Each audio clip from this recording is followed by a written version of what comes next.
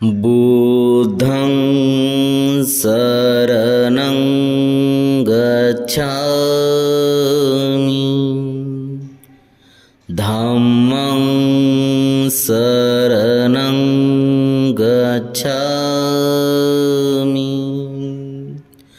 संघं शरणं गच्छामि बुद्धं शरणं गच्छामि धम्मं शरणं गच्छामि संघं शरणं गच्छामि बुद्धं शरणं गच्छामि धम्मं शरणं गच्छामि संघं शरणं गच्छामि बुद्धं शरणं गच्छामि धम्मं शरणं गच्छामि संघं शरणं गच्छामि बुद्धं शरणं गच्छामि धम्मं शरणं गच्छामि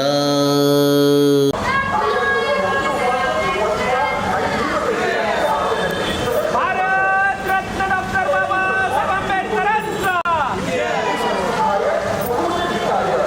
भारतरत्न डॉक्टर बाबासाहेब आंबेडकरांचा भगवान गौतम बुद्धांचा धम्मचक्र प्रवर्तन दिनाचा भारतरत्न डॉक्टर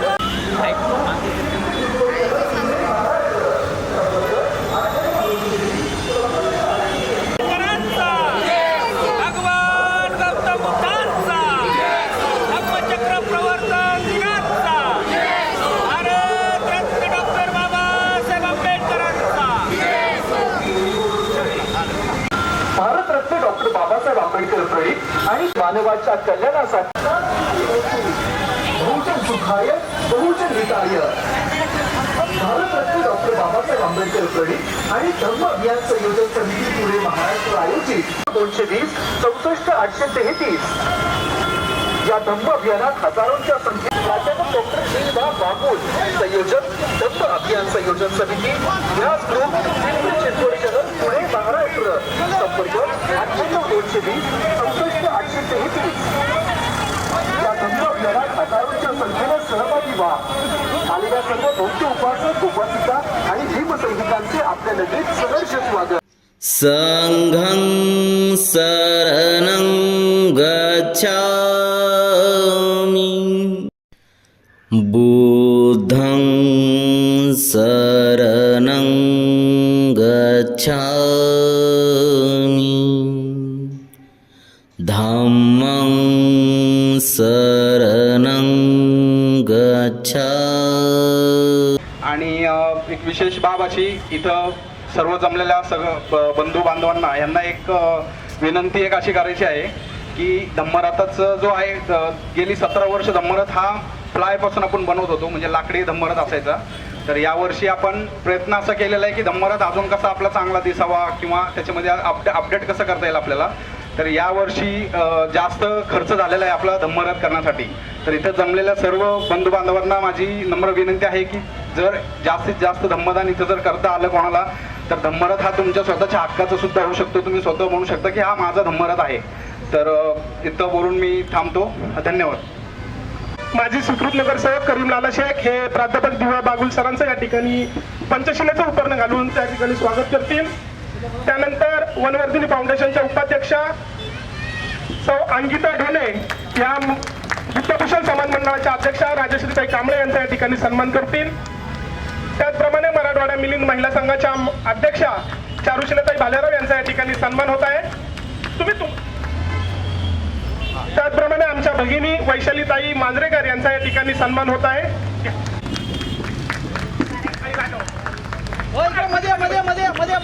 या ठिकाणी चंद्रशेखरजी मस्के यांचा या ठिकाणी सन्मान होत आहे. आपल्याच विनंती आपण ऐकताय मंचावर. हा कुठला सन्मानाचा कार्यक्रम नसून आपला धार्मिक कार्यक्रम आहे. तर कोणाचं नाव घ्यायचं राहिलंच मी आपल्या या ठिकाणी दिलगिरी व्यक्त करतो. सर आपण या ठिकाणी आम्हाला इथं सर सर्व विविध जाती धर्मलिंग पंथ भेदाची लोक राहतात. तर आपण या ठिकाणी आम्हाला मार्गदर्शन करावं व पुढील मतदान झाल्यानंतर आपण पुढे निघू शकता. सर आम्ही या ठिकाणी आपला दपडीकरांच्या वतीने तत्पूर्वी सर्वप्रथम सन्मान सत्कार करणार आहोत. त्याचा आपण स्वीकार करून या ठिकाणी पत्रकार संजयजी अग्रवाल यांचा देखील सन्मान होत आहे.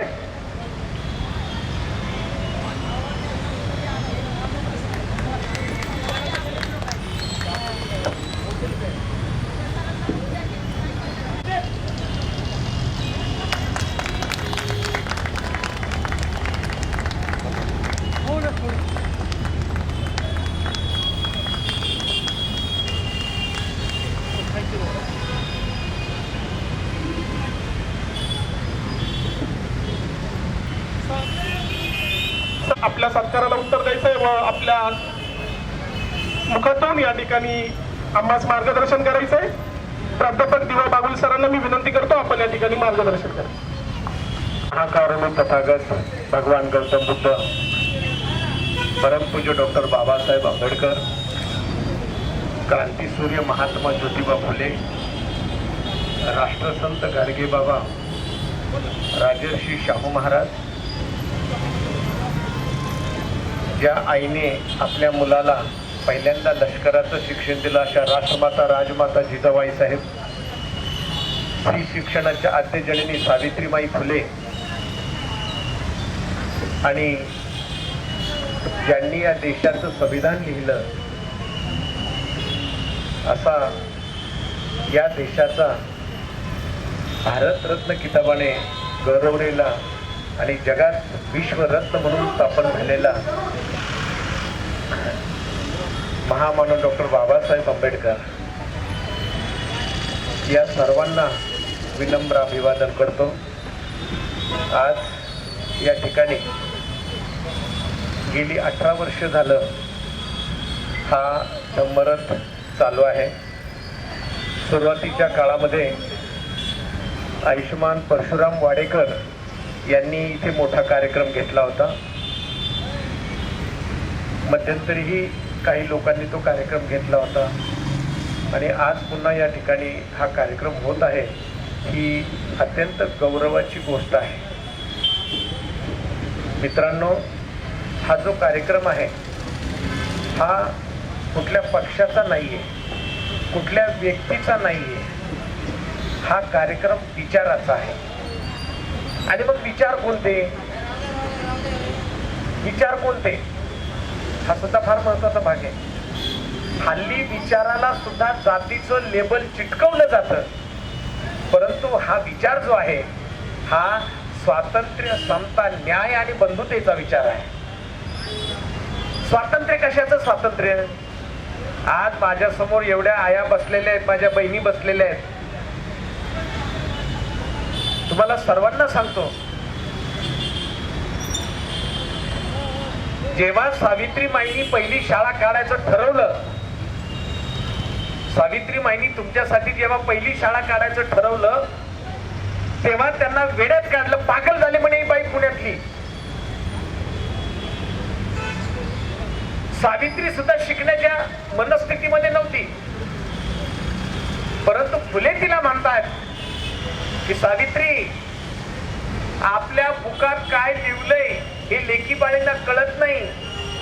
एवढुल्या मुलीची लग्न होतात, फ्रॉक घालणाऱ्या वयामध्ये त्यांचे नवरे मरतात आणि आयुष्यभर तिला विधवा म्हणून तिच्या डोक्याचे केस काढले जातात आणि विधवा म्हणून तिला जगवलं जातं आणि कित्येक वेळा तिच्यावर बलात्कार होतात.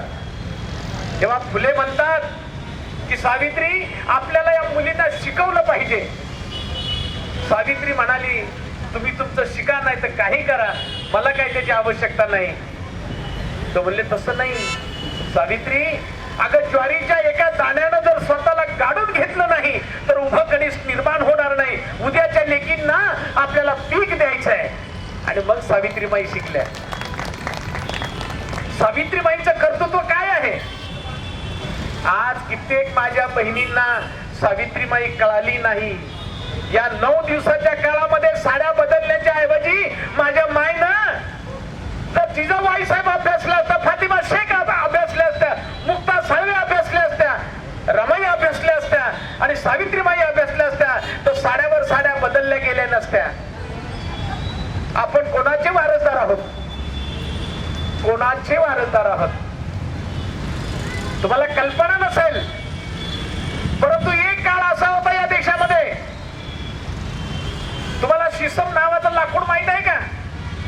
हल्ली शहरात तुम्ही आलात त्यामुळे ते माहित नसेल. शिसम नावाचं लाकूड हे प्रचंड जाड असतं, जड असतं. त्यावेळेला बाईच्या पायामध्ये ठोकळे, दोन्ही पायात 2 ठोकळे बांधून बाईला घरात कोंडलं जात होतं आणि घराचे दरवाजे उंबरठा मोठा असायचा, म्हणजे बाईला बाहेर पडता येत नव्हतं. ही या देशातली वस्तुस्थिती आहे.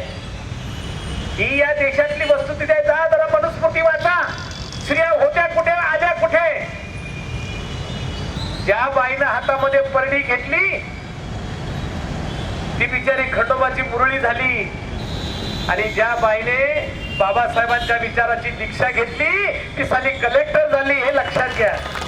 आपल्याला काय व्हायचंय? आपल्याला काय व्हायचंय?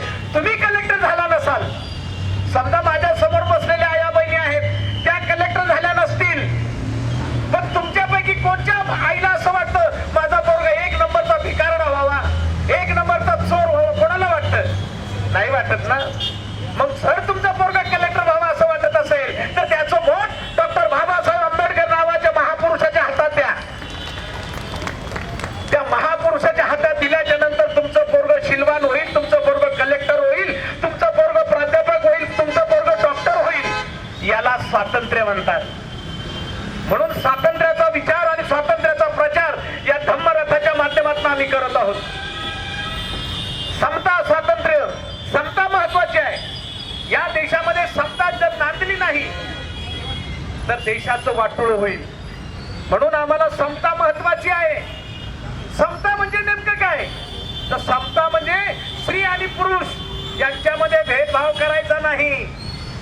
हल्ली बघा, ज्या बाईला दारू पिऊन नवऱ्याने भरपूर जरी मारलं तरी शेजारचे म्हणायचे नाही भाऊ, त्यांचं आपल्याला काय करायचंय, त्यांचं आहे. पण आता तसं नाहीये. जर बाईला घरात मारलं आणि जर तिने बाहेर गेली तर डोमेस्टिक व्हायलन्स ऍक्ट मध्ये त्या नवऱ्याला अटक होतं. ही बाबासाहेबांच्या विचाराची ताकद आहे.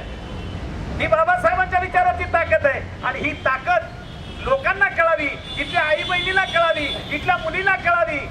तिला बुद्ध कळावा, तिला तुकोबा कळावा, तिला छत्रपती शिवराय कळावेत, तिला राजर्षी शाहू महाराज कळावेत. आणि आमचा विश्वास आहे, जिच्या हाती पाळण्याची दोरी ती जगाला उद्धारी. बाबासाहेब वेगळं म्हणतात आपल्या बायकोला, रमाईला म्हणतात बाबासाहेब की रामू, जिच्या हाती पाळण्याची दोरी ती जगाला उद्धारी. हे खरं असेल, पण तुला सांगू, पाळण्याची दोरी धरणारी बाई जर शिकली तर झोका कसा अचूक दिशेला देईल. म्हणून आपल्याला माईला शिकवलं पाहिजे. आणि म्हणून हा प्रयत्न आमचा आहे धम्माच्या माध्यमातून. या रथावरून आपण 5 गोष्टी फक्त लोकांना सांगतो. पहिली गोष्ट, कुठल्याही प्रकारची हिंसा करायची नाही. दुसरी गोष्ट, कुठल्याही प्रकारची चोरी करायची नाही. तिसरी गोष्ट, कुठल्याही प्रकारचा व्यभिचार करायचा नाही. चौथी गोष्ट, काही झालं तरी खोटं बोलायचं नाही. आणि 5वी गोष्ट आहे, काहीही जरी झालं तरी मेंदूला झिंग आणणारा पदार्थ अर्थात दारू पिणार नाही. या 5 गोष्टीवर आम्ही काम करतो. नमो बुद्धाय, जय भीम. सर, आपण आपल्या अमोघवाणीतून या ठिकाणी आम्हाला मंत्रमुग्ध केलेलं आहे. मी सर्वांच्या वतीने आपल्या या ठिकाणी ऋण व्यक्त करतो व ज्यांना शक्य असेल त्यांनी आपल्या मुक्त हस्तपणे या ठिकाणी धम्मदान द्यायचंय. या ठिकाणी तथागत गौतम बुद्धांच्या मूर्तीचं दर्शन घ्यायचंय व आजचा हा कार्यक्रम आपण समारोपाकडे नेतोय. धन्यवाद.